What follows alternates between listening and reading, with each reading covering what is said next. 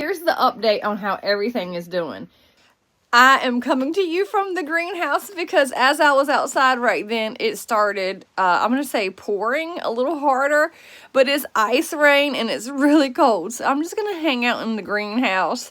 I just let out all my chickens and ducks, except for the baby chickens. I've got some 7-week-old chickens. I didn't let them out. They're staying hunkered down. But my other ones I let out, and the sheep came out, and everybody's like, can you finish getting us some food? Because they know what I'm doing. But they're just going to have to wait, because that ice rain just started coming down, and it was super cold. So I'm going to hang out in here, because it is still like 10 degrees warmer in the greenhouse, even at like sunrise.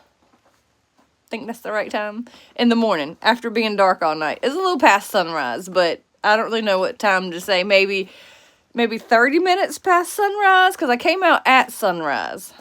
Do I look a little cheeky, y'all? My nose a little red? Somebody is trying to get in there and do their bathing, but it just ain't working. When temperatures are well below freezing, and there's been ice rain since 3 a.m. The little ponds just don't work anymore, unfortunately. Let me bust that up for you, Mama. These were the guys that I were the most worried about. You can see how that's open on the side. So we just threw in those cardboard boxes full of hay yesterday. This one has been, I'm going to say weakling from the time he was born. But my son really wanted to be the keeper of that one, and I cave sometimes. My new guy in here, my Tamuk, he did great in his box. And this little fella right here, which is like, I'm gonna say 3 years old, maybe more. So I know his time for being an outdoor rabbit is coming up soon, but he did great in his box too. They're all like, hey, what you got for me, lady? But yeah, even with the air draft coming in, if you box it in on the side and have them hunker down in their hay in there, they're fine. Aren't you guys? And this mama is still on her nest, unfazed. I don't know what she's hatching out, because if she's fertilized with something, I will be surprised. We ate all of our Muscovy males, except for one. And then we had something take off the one Muscovy male later on. So I can't imagine that she allowed herself to be fertilized by a pecking duck, because they just don't hang out with them like that. But one might have grabbed her in the pond. I don't know. We'll see. I think there's a possibility she's also on some chicken eggs too.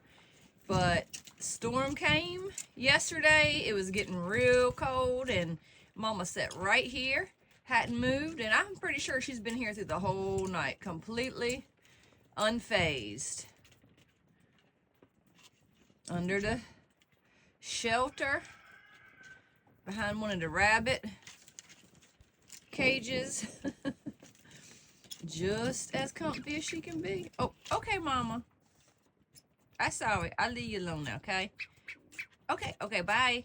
So when I came out this morning, I didn't know what I was going to find. There was a lot of hype about the storm. And I'm not saying don't take the news serious, y'all. I'm not saying that. Always be prepared, right? Hope for the best, prepare for the worst. Isn't that what they say?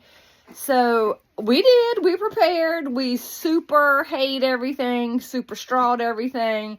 Did the boxes in the rabbit hutches. Threw hay down in the dog houses. Threw a lot of shavings in the bottom of the cat house. Yes, we have cats. They're farm cats, not indoor cats. Not to mention we live in a camper. I know everybody's always like, bring your pets in.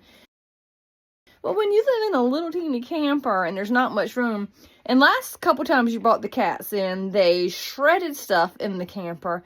It's not really a viable option, and they're being raised to be outdoor, like, farm cats. So they're not, like, they come in sometimes for little, like, reprieves from the cold, but they're not house cats at all.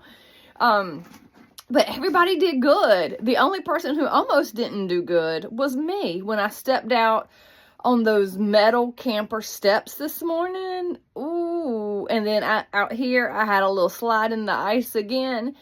But you know what? I took that thick, coarse cut sea salt, and I laid that out on them steps. So when I go back in a minute, I don't have to worry about that, and neither will anybody else.